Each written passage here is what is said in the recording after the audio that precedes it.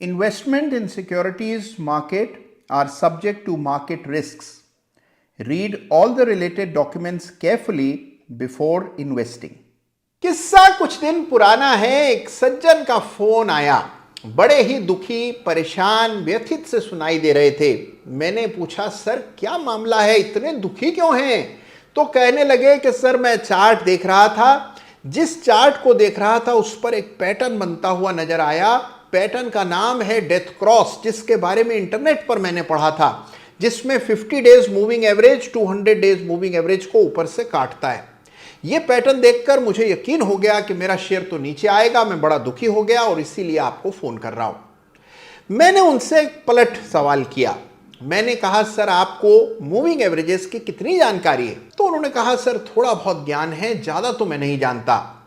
तो देखिए, अगर ज्यादा नहीं जानते तो आज के वीडियो के बाद आप जान जाएंगे, क्योंकि इससे बेमिसाल, इससे बेहतर, इससे शक्तिशाली इंडिकेटर शायद ही कोई दुनिया में हो।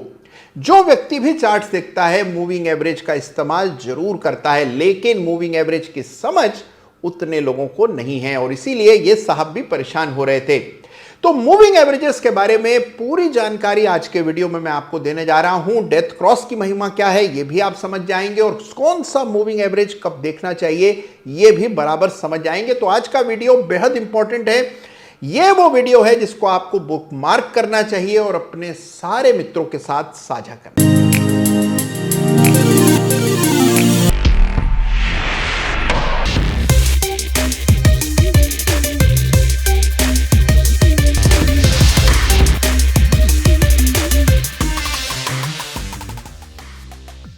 नमस्कार, जय श्री राम।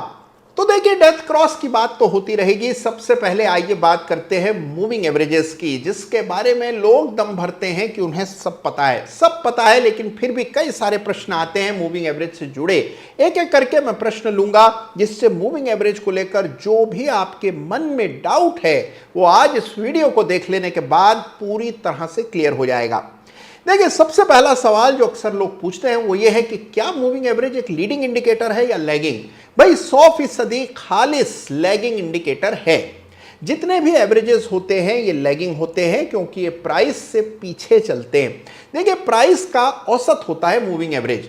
तो अगर आप 20 डेज का मूविंग एवरेज देख रहे हैं, इसका अर्थ यह है कि पिछले 20 दिनों के बंदी के भाव को जोड़ा गया और फिर उसको भाग कर दिया 20 से। जो संख्या निकल करके आई उसे चार्ट पर अंकित कर दिया। रोजाना जब आप ये नई नई संख्याएं अंकित करते रहेंगे, क्योंकि 20 दिन तो बदलते रहेंगे, उन तमाम पॉइंट्स को जब आप जोड़ देंगे तो एक रेखा बन जाएगी और वो होगी 20 डेज मूविंग एवरेज। इसी तरह 50 डेज, 200 डेज, जो चाहे, जिस भी चाहे टाइम फ्रेम का मूविंग एवरेज देख सकते हैं।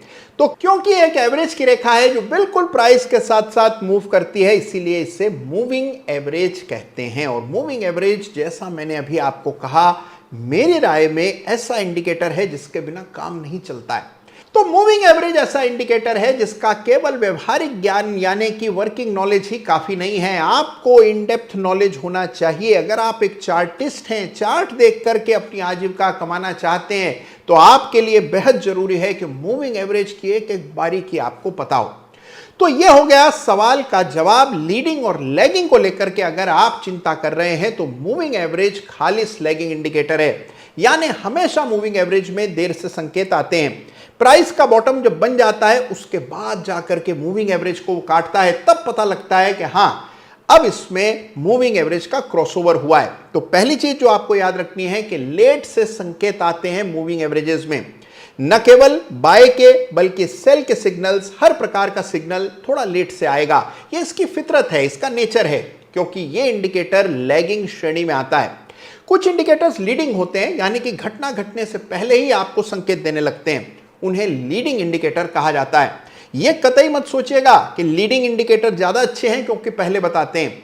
पहले बताते जरूर हैं, लेकिन अक्सर गलत हो जाते हैं, जबकि लैगिंग इंडिकेटर्स पर विश्वसनीयता ज्यादा होती है।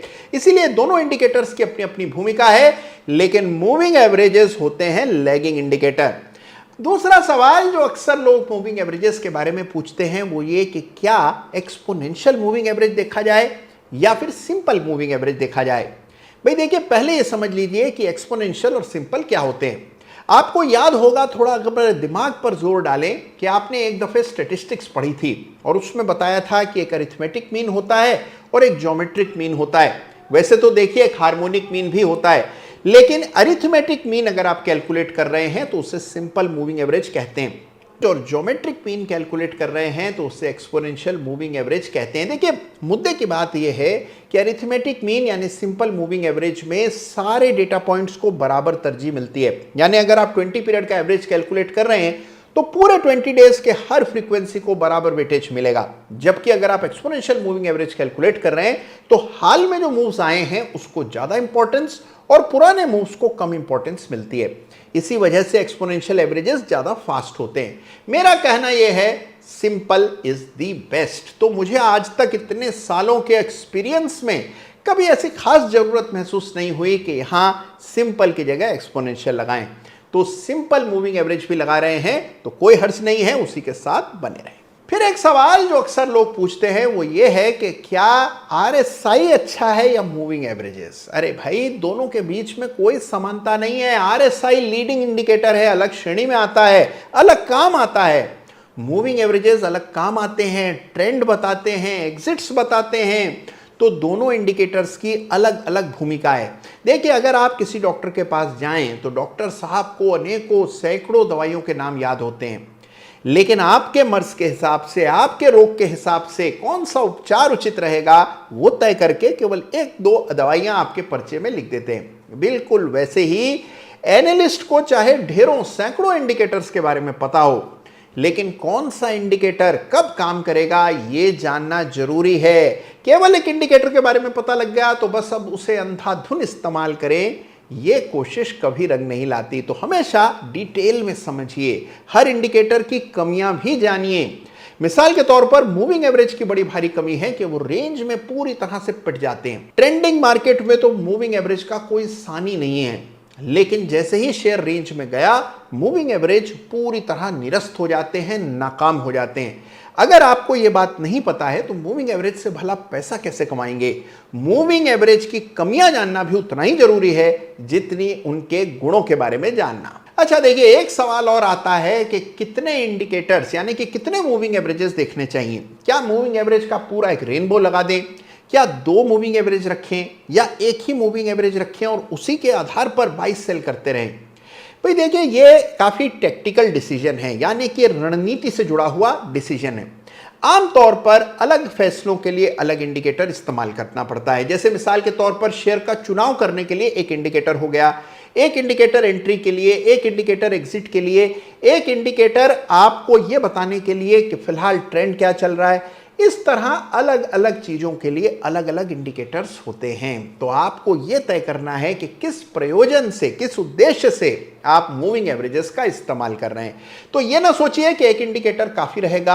अगर आपको रोग ज्यादा बड़ा है, मर्ज ज्यादा गहरा है, तो एक से ज्यादा इंडिकेटर की जरूरत पड़ती है। और अब देखिए डेथ क्रॉस और गोल्डन क्रॉस, जिसको लेकर वो साहब बड़े ही परेशान हो रहे थे। देखिए डेथ क्रॉस जो है ये केवल एक क्रॉसओवर है जिसमें 50 डेज मूविंग एवरेज, जिसको हम कहते हैं कि short term moving average, long term average को यानी 200 डेज मूविंग एवरेज को अगर ऊपर से नीचे की ओर काटता है तो इसे पारंपरिक रूप से एक बड़ा सेल का संकेत माना जाता है। लेकिन देखिए हकीकत यह है कि ये क्रॉसओवर्स बहुत बार होते हुए दिखते हैं, विशेष रूप से अगर शेयर लंबी अवधि की किसी बड़ी रेंज में फंसा हुआ है तो अनेकों बार ये क्रॉसओवर होते हैं, लेकिन उसका कोई अर्थ नहीं निकलता। जैसे उन साहब के चार्ट पर इस क्रॉसओवर की कोई खास अहमियत नहीं थी। दूसरी बात ये काफी डिलेड सिग्नल होता है। जब तक 50 डेज 200 डेज को क्रॉस करता है तब तक ऑलरेडी शेयर कई दिनों से गिर रहा होता है। इसीलिए उन साहब का बेवजह परेशान होना बिल्कुल ही गलत था। चार्ट्स के बारे में जानिए, कौन सा संकेत कहां इंपॉर्टेंस रखता है ये जानना बहुत जरूरी है। यही हाल गोल्डन क्रॉस का है, जहां 50 days moving average 200 days average को नीचे से ऊपर की ओर काटता है। देखिए उसको लेकर के भी अति उत्साहित नहीं होना चाहिए, क्योंकि रेंज में वो काम नहीं करता है और बहुत लेट है। एक चीज आपको बताता हूं, देखिए अगर जीवन इतना आसान होता कि हम 2 रेखाएं डालें, आपस में वो एक दूसरे को काटती जाएं और पैसा बस छपता चला जाए, तो फिर क्या कहने थे। देखिए ये सारे इंडिकेटर्स एक तरह की रीडिंग बताते हैं आपको। अगर आपको रीडिंग पढ़ना नहीं आता, उसकी अहमियत समझ नहीं आती, तो देखिए केवल रीडिंग पढ़ लेने से उपचार नहीं होता। जिस तरह केवल ईसीजी या ब्लड टेस्ट की रिपोर्ट पढ़ने से कोई डॉक्टर नहीं बनता, उसी प्रकार से और ना ही उपचार होता है, उसी प्रकार से जब तक कि आप इन रीडिंग का सही इस्तेमाल करना न जाने, इनके मायने न जाने, तब तक देखिए केवल death cross, golden cross, cross over देख करके ट्रेडिंग करना उचित नहीं है। तो मूविंग एवरेजेस को लेकर मेरा यह मानना है कि बहुत भ्रांतियां फैली हुई हैं। मूविंग एवरेज अपने आप में मुकम्मल नहीं होते, केवल मूविंग एवरेजेस देखकर आप ट्रेड नहीं कर सकते। तो कई सारी चीजों का ख्याल रखना पड़ता है, ध्यान रखना पड़ता है और एक मुकम्मल सिस्टम बनाना पड़ता है। हाँ, हर सिस्टम में एक बहुत बड़ी भूमिका मूविंग एवरेजेस की रहती है, इसमें कोई शक नहीं है। तो मैं उम्मीद कर रहा हूं कि कई सारे आपके मन में जो सवाल कौंध रहे होंगे मूविंग एवरेजेस से जुड़े, उनका जवाब आज के इस छोटे से वीडियो में आपको मिला होगा। कैसा लगा ये आपको वीडियो, मुझे जरूर बताइएगा। ये एक ईमानदार कोशिश है कि टेक्निकल्स और चार्ट से जुड़ी हर छोटी बड़ी बात ठीक से, सही ढंग से आपको समझ आए। अपनी टीका टिप्पणी, अपने विचार मेरे साथ बांटना मत भूलिएगा। मूविंग एवरेज को लेकर कोई और जिज्ञासा आपके मन में हो, कोई और प्रश्न हो, कोई और दुविधा हो, तो मेरे साथ बांटिएगा। आने वाले वीडियो में उस पर भी मैं चर्चा अवश्य करूंगा। अपना ख्याल रखिएगा, अपनों का ख्याल रखिएगा, नॉलेज बढ़ाते चले जाइएगा, बेवजह डरिएगा मत, परेशान मत हो जाइएगा। धन्यवाद। जय हिंद, जय भारत।